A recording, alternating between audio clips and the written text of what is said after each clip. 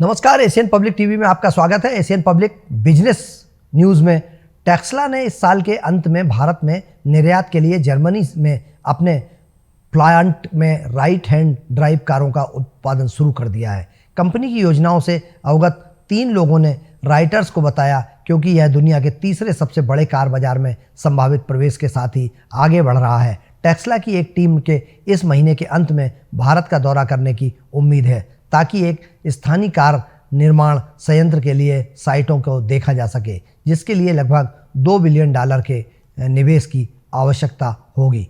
3 में से 2 लोगों ने कहा, जिन्होंने योजनाएं सार्वजनिक नहीं होने के कारण अपना नाम बताने से इनकार कर दिया है। एडटेक कंपनी बायजूस के फाउंडर बायजू रविंद्रन को बड़ा झटका लगा है। बायजूस कंपनी में जारी नकदी संकट के चलते हालात काफ़ी बिगड़ गए हैं। कंपनी की वैल्यूएशन साल भर में घटकर $22 अरब से $1 अरब पर आ गई है। कंपनी के कर्मचारियों को सैलरी तक नहीं मिल पा रही है।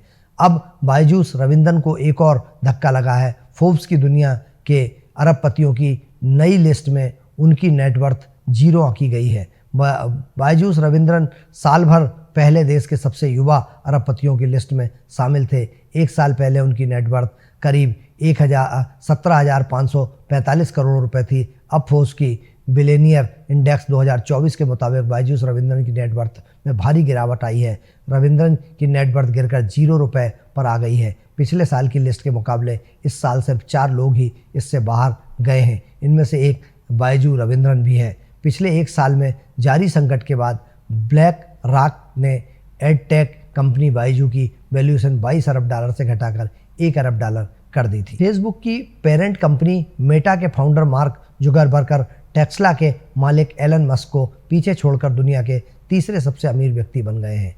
ब्लूमबर्ग बिलियनियर्स लिस्ट के अनुसार उनकी नेटवर्थ $187 बिलियन है।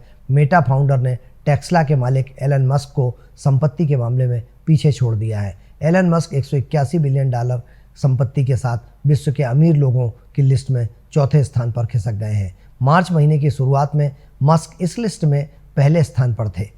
साल 2024 में मार्क जुकरबर्ग की संपत्ति ने $58.9 बिलियन यानी 490 लाख करोड़ रुपए का इजाफा हुआ है। वहीं इस साल एलन मस्क की नेटवर्थ में $48.4 बिलियन यानी 403 लाख करोड़ से ज़्यादा की कमी आई है। ब्लूमबर्ग बिलियनियर लिस्ट में टॉप पर बर्नार्ड अर्नोल्ड हैं। उनकी कुल संपत्ति $18.57 बिलियन। वहीं अमेजॉन फाउंडर जेफ बेजोस दुनिया के दूसरे सबसे अमीर इंसान हैं। उनकी नेटवर्थ $17.24 बिलियन है। नेस्ले कंपनी ने स्टॉक एक्सचेंज फाइलिंग में जानकारी दी है कि सरकार की 2015 की याचिका, जो कि मैगी नूडल्स की बिक्री के खिलाफ थी, उसे नेशनल कंज्यूमर सिक्योरिटी कमीशन ने खारिज कर दिया है। वहीं इस मामले में नेस्ले ने सरकार से 284.55 करोड़ रुपए का मुआवजा और 355.41 करोड़ रुपए का हर्जाना मांगा था। दरअसल नेस्ले ने जानकारी दी है कि 2015 में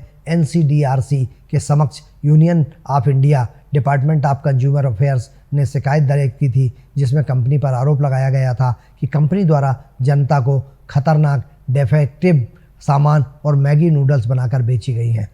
सरकार द्वारा कहा गया कि यह कंपनी अनफेयर ट्रेड प्रैक्टिस में शामिल थी। वहीं इसके चलते सरकार ने नेस्ले कंपनी से हर्जाने और मुआवजे की मांग की थी। शेयर बाजार में मामूली बढ़त देखने को मिली है। सेंसेक्स 20 अंक की बढ़त के साथ 74.248 के स्तर पर बंद हुआ। वहीं निफ्टी में 0 अंक की बढ़त या गिरावट रही है। 22.513 स्तर पर बंद हुआ। सेंसेक्स 30 शेयरों में से 17 में गिरावट और 13 में तेजी देखने को मिली है। इससे पहले 4 अप्रैल को शेयर बाजार में ऑल टाइम हाई बनाया था। अब कारोबार के दौरान सेंसेक्स ने 74.501 का और निफ्टी ने 22.619 का स्तर छुआ था। HDFC बैंक के शेयर में कल 3.15% की तेजी देखी गई है। बिजनेस की न्यूज़ में फिलहाल इतना ही। आप बने रहिए एशियन पब्लिक टीवी पर। मुझे दीजिए इजाज़त। नमस्कार।